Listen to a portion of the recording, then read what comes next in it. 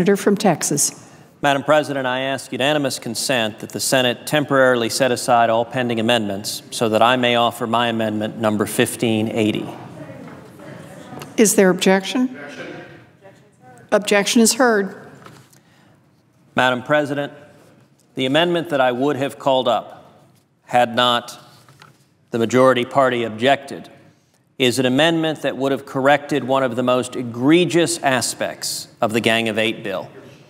Namely, it is a penalty that is imposed on U.S. employers for hiring U.S. citizens and for hiring legal permanent residents. It is a striking result of the Gang of Eight bill as it intersects with the Obamacare legislation. Let me explain how it operates. Right now, Madam President, for any company with 50 or more employees, if that company does not provide a sufficiently high-dollar health insurance policy for low-income workers, that company faces a fine of $3,000 per worker. Moreover, that fine is not deductible on the company's taxes, which means as an effective matter to the company, the penalty is in the order of $5,000 per employee when you factor in the tax consequences. That is the present status quo under Obamacare. That is the penalty that is visited upon U.S. employers for hiring U.S. citizens and for hiring legal immigrants. Now, what does the Gang of Eight bill do to change that? Well, the Gang of Eight bill takes some 11 million people who are here illegally, and it grants them what is called RPI status, registered provisional immigrants. Now, I have many concerns about legalization prior to securing the border, but this concern is altogether separate from that. And it is the simple reality that anyone granted RPI status, anyone granted legalization under the Gang of Eight bill, is exempted from Obamacare, which means that the employers who would be hiring them do not face the Obamacare tax of $5,000 per employee, whether U.S. citizen or legal immigrant. Now, what does this mean in reality? Let's take an example, a simple hypothetical. Madam President, I would ask you to envision a small business, Joe's Burger Shack. Joe's Burger Shack is owned by a small business owner. It is a series of small fast food restaurants in any given state. It could be my home state of Texas or any state across the union. Now, let's assume that Joe's Burger Shack has 100 employees. And Joe's Burger Shack with 100 employees, business is doing relatively well. People are eating more hamburgers. Joe decides he wants to hire 5 more people. Now, if Joe and Joe's Burger Shack decides they want to hire 5 more people, if Joe chooses to hire 5 U.S. citizens, or if he chooses to hire 5 legal permanent residents, 5 legal immigrants, Joe faces a penalty of $25,000 for doing so. $5,000 apiece right off his bottom line to the IRS. In contrast, if Joe decides instead to hire 5 RPIs who came here illegally, among those 11 million who are here illegally, but granted RPI legalization under the Gang of Eight bill, Joe pays a penalty of $0. Madam President, let me ask a simple common sense question. In this instance, Joe, the small business owner, who is Joe going to hire? This bill creates an enormous incentive to hire those here illegally, and at the same time, it does it by creating a statutory penalty for hiring United States citizens and for hiring legal immigrants. Madam President, that makes no sense. Let me give a second example. A second example, suppose Joe is facing harder times. Because of Obamacare penalties, Joe makes the decision that a great many fast food restaurants have made to forcibly reduce workers' hours. Obamacare kicks in when a worker works 30 hours a week, and so a great many small businesses, and in particular fast food restaurants have been forced to forcibly reduce their employees' hours to 29 hours a week or less. Now, imagine that of Joe's 100 employees, 25 of them are RPIs, are formerly illegal immigrants who have received legalization under the Gang of Eight, and 75 are either U.S. citizens or legal permanent residents. Well, and if Joe wants to reduce the hours of 25 of his employees below the 30-hour threshold because times are hard and he can't afford the burdens that Obamacare is putting on his business. If Joe forcibly reduces the hours of 25 U.S. citizen employees or 25 legal immigrant employees to below 30 hours a week, Joe saves potentially $125,000 a year in tax penalties. $5,000 apiece times 25 employees. In contrast, if Joe says instead, I want to reduce the hours forcibly of those who are here illegally that have received legalization through the Gang of Eight, Joe saves $0 in tax penalties because he's not paying a tax penalty regardless of whether those here illegally are working 30 or 40 hours or more. The question I would pose to you, Madam President, whose hours will Joe reduce? This statute puts an enormous incentive, an incentive from Congress for Joe to forcibly reduce the hours of United States citizens and of legal immigrants. And let me give a third and even more stringent example. Imagine if Joe is facing great financial burdens, as a lot of small businesses are, as a lot of small businesses are struggling. Imagine if Joe instead made the decision to fire all 100 workers. All 100 workers who happen to be United States citizens or legal permanent residents, and instead hire only those who are here illegally who have been legalized under the Gang of Eight.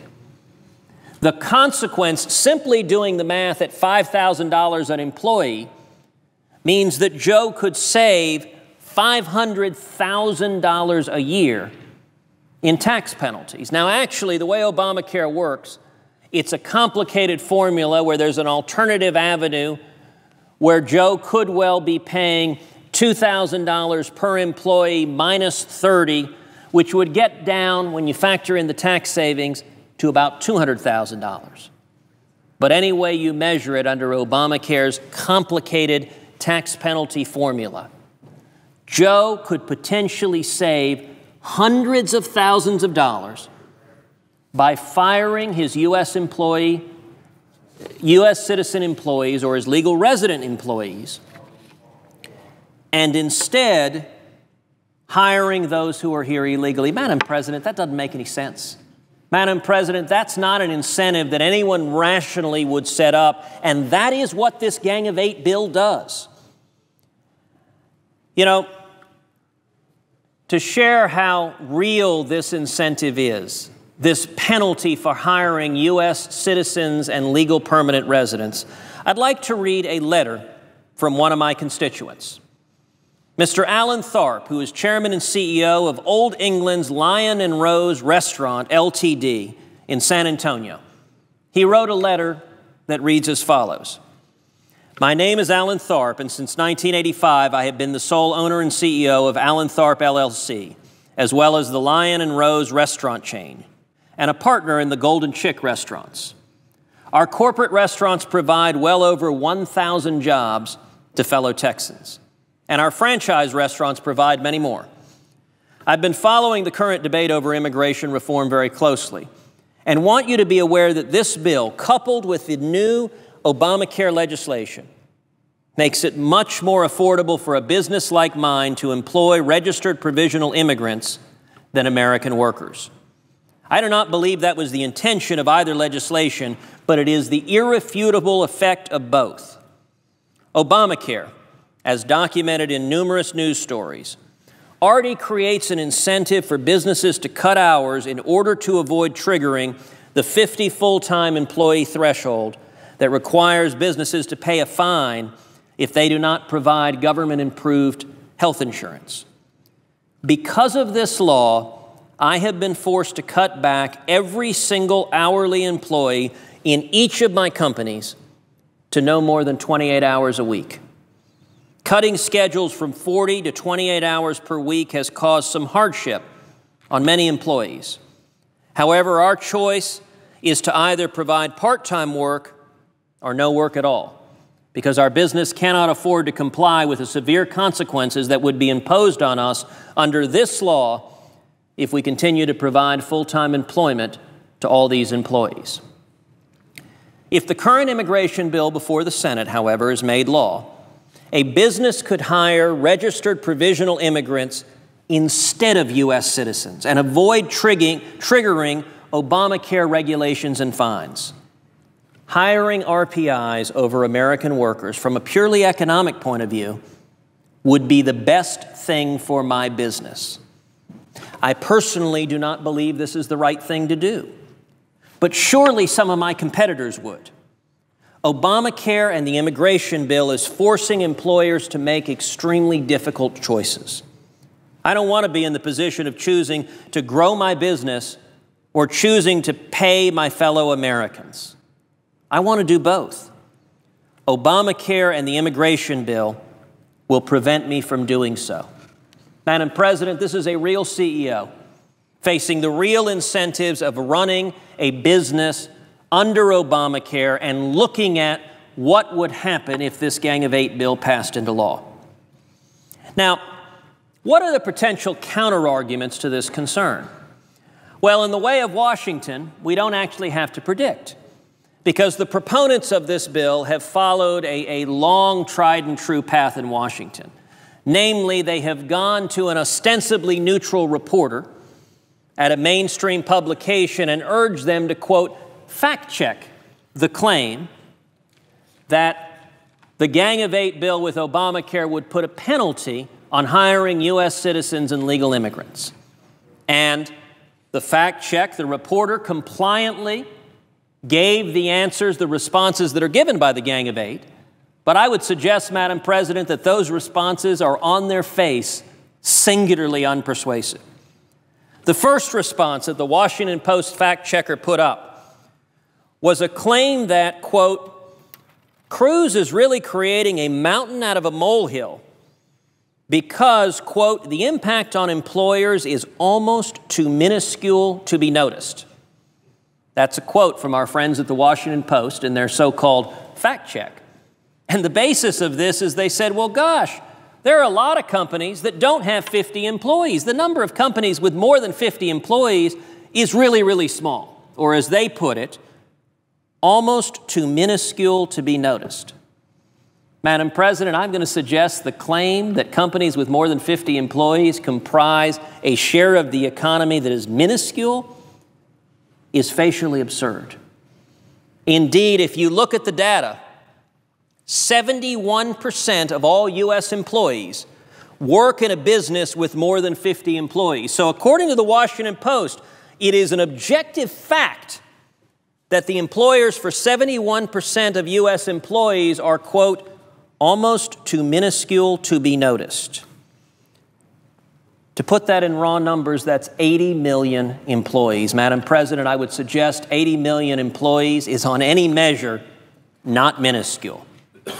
Now, the second basis of the so-called fact check and the second response from the bill's proponents was that, well, under current law, it is illegal for a potential employer to ask about a person's immigration status.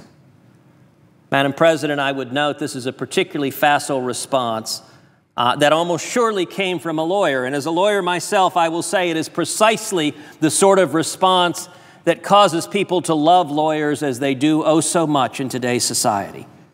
Because yes, it is true, there is a provision in statute that says you cannot ask about a person's immigration status and base employment decisions on that. But the statute also requires you to check their immigration status before you hire them. Moreover, there's no provision for employees volunteering this information. And if this bill passes, if there's a massive incentive to hire RPIs over U.S. citizens, The simple reality is there will be massive economic incentives for employers to do so. And Madam President, let me note that this point is utterly irrelevant when it comes to reducing employees' hours. Because even if you engage in the Alice in Wonderland world where employers don't know if an individual is an RPI or a U.S. citizen, once they're hired as a matter of legal requirement, they do know that. And if they're then subsequently making a decision on whose hours to reduce, the overwhelming economic incentive would be to reduce the hours of the U.S. citizen or the legal immigrant rather than those who are currently here illegally.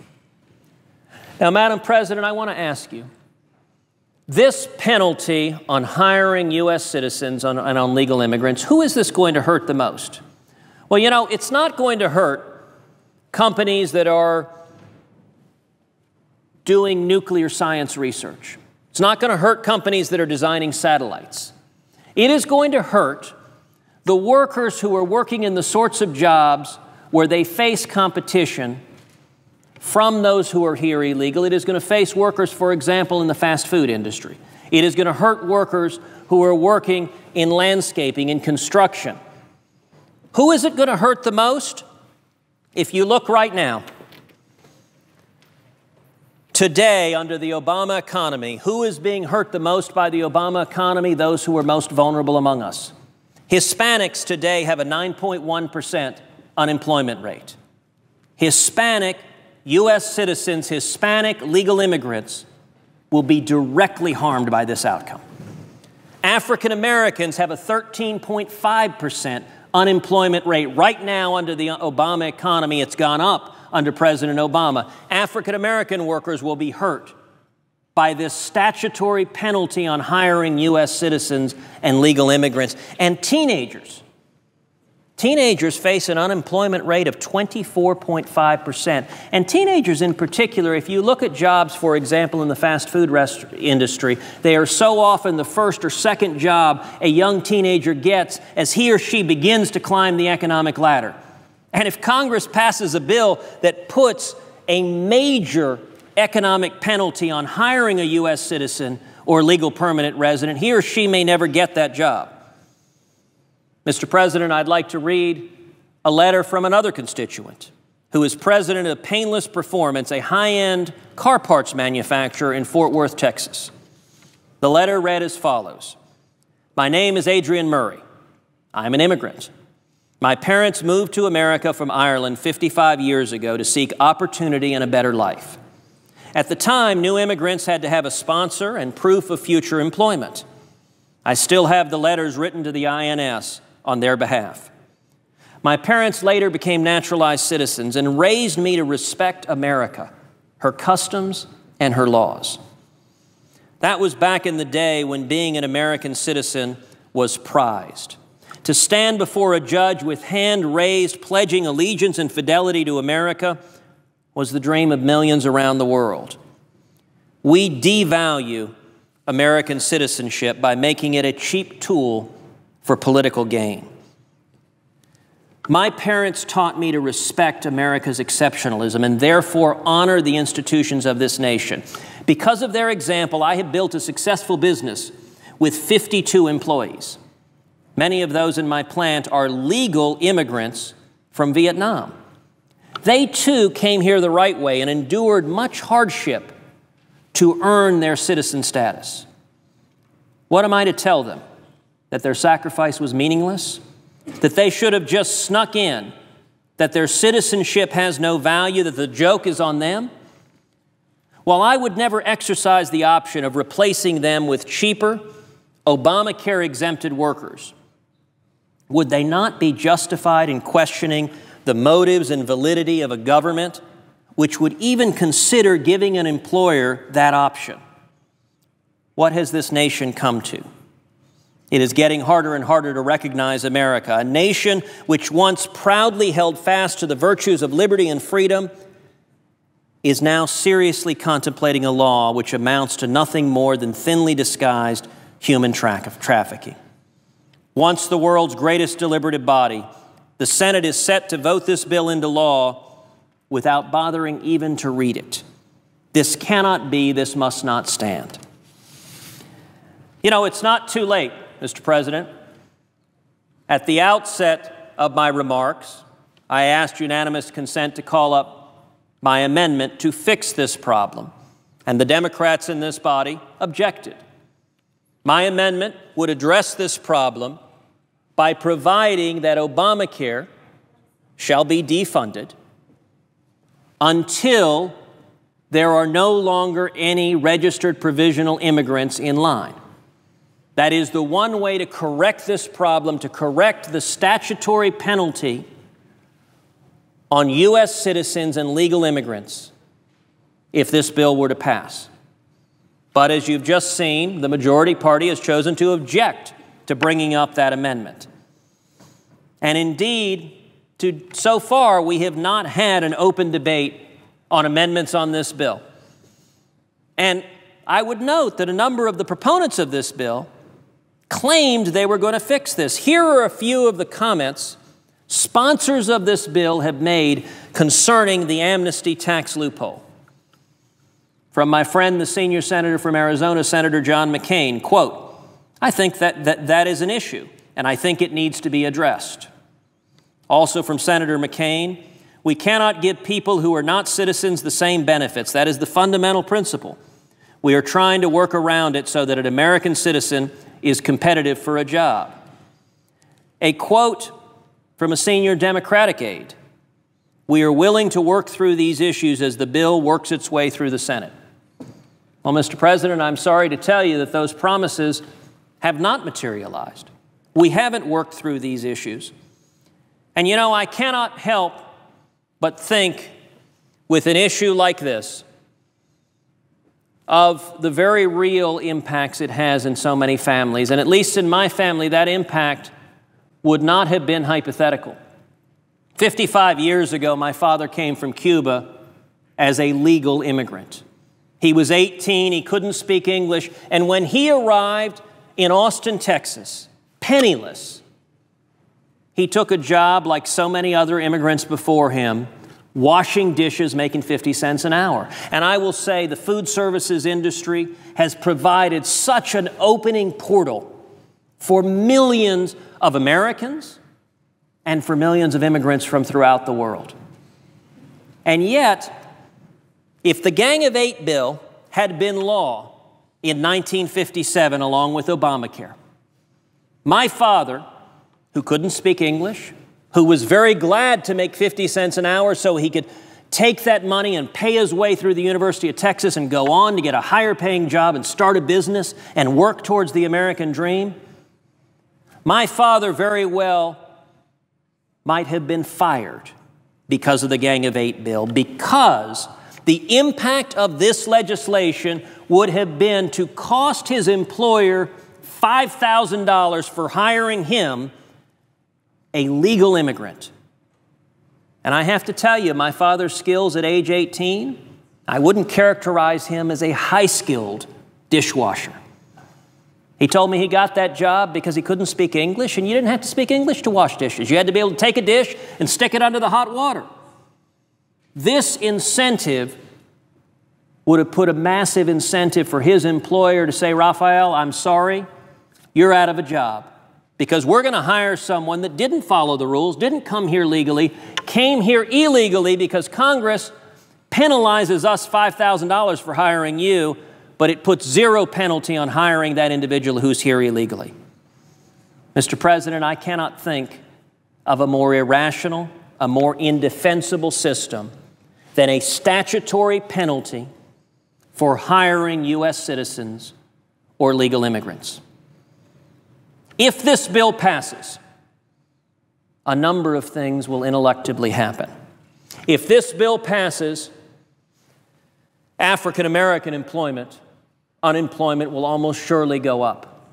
And it will be the United States Senate's fault, because this bill will penalize hiring African Americans who are U.S. citizens or legal immigrants, and instead will incentivize hiring those who are here illegally. If this bill passes, Hispanic unemployment will almost surely go up. because this bill penalizes hiring Hispanics who are U.S. citizens or Hispanics who are legal immigrants who followed the rules. If this bill passes, youth unemployment will almost certainly go up, because it is young people in particular who are just beginning the journey up the economic ladder who will be most impacted by Congress deciding to put a $5,000 penalty on hiring that U.S. citizen, hiring that legal immigrant, and instead give a preference for hiring those here illegally. Mr. President, if this bill passes, union households' unemployment will very likely go up, because it is working-class households that are facing the most direct competition, and if that happens, it will be the fault of the United States Senate. And, Mr. President, if this bill passes, unemployment among legal immigrants will almost certainly go up. Because what this bill says is if you hire a legal immigrant, the IRS is going to impose a $5,000 penalty on you, the employer. But if you don't hire that legal immigrant, if you reduce that legal immigrant's hours, if you hire instead someone who's here illegally, that penalty will go away. Mr. President, I would suggest that is utterly and completely indefensible. Nobody in this body wants to see African American unemployment go up. Nobody wants to see Hispanic unemployment go up, youth unemployment go up, union household unemployment go up, legal immigrant unemployment go up. And yet every one of those will happen if this Gang of Eight bill passes without fixing this problem. And if that happens, all 100 members of the U.S. Senate will be accountable to our constituents for explaining why we voted to put a federal penalty on hiring U.S. citizens and hiring legal immigrants. In my view, it makes no sense, and it's indefensible. And I very much hope this body will choose to pass my amendment and fix this grave defect in the Gang of Eight legislation. Thank you, Mr. President, and I yield the floor.